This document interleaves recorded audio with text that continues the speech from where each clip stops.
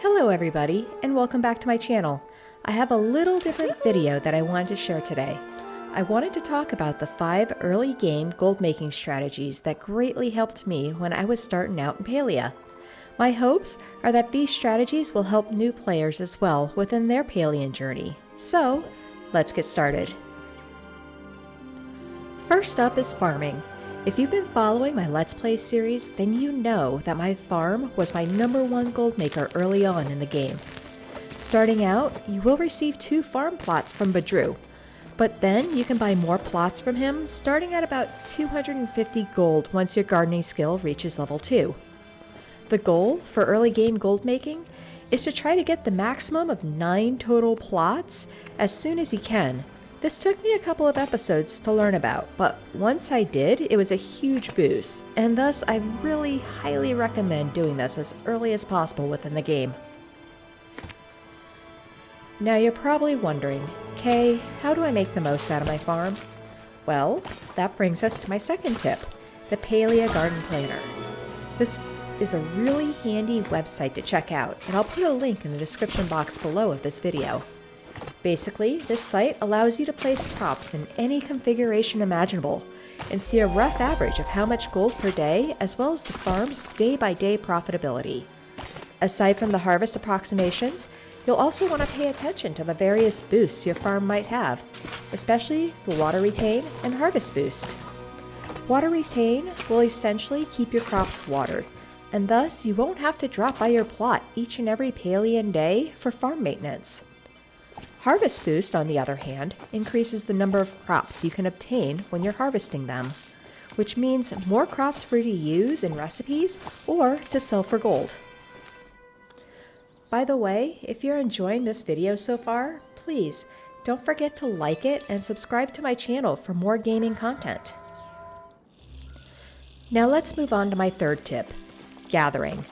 Now don't overlook the power of gathering in the early stages of the game.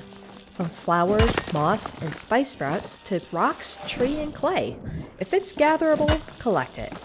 Now, I know that bag or inventory space is very limited early on, and yes, there's going to be a lot of time spent either running back to your plot or over to Zeki's shop to sell things.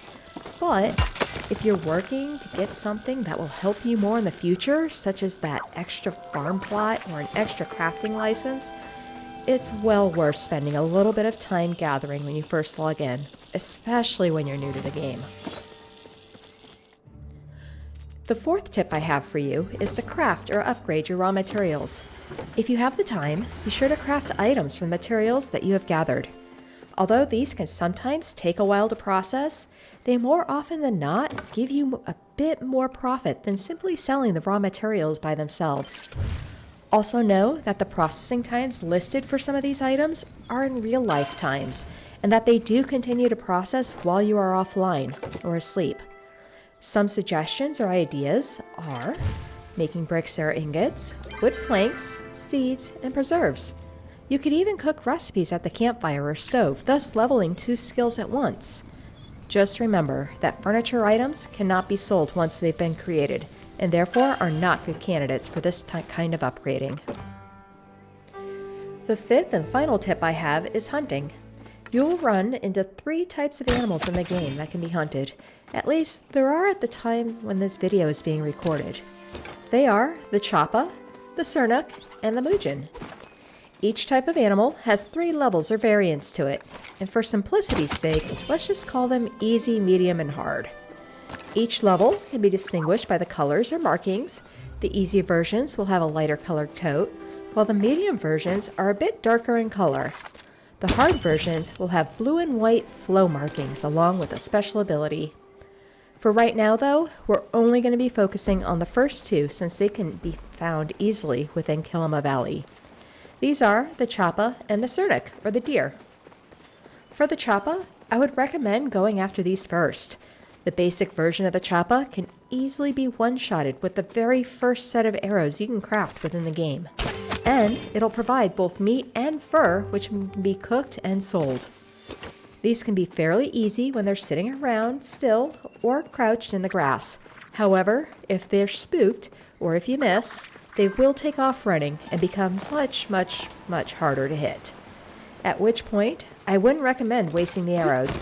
Just let it go and find another target, especially early on in the game.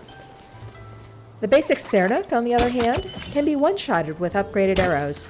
Otherwise, it will take about 2 to 3 shots. The good thing about the Sernuk, though, is that they're relatively stationary, and they have a larger hitbox than the Choppa. Also, if you miss, or if the Sernuk gets spooked, they will run, but they will eventually stop and start greasing again, unlike the Choppa, so that you can take another shot at it. For both of these mobs, though, the fur, the hide, and the antlers can all be sold, or they can be processed into leather or cooked into recipes to be sold for even more gold.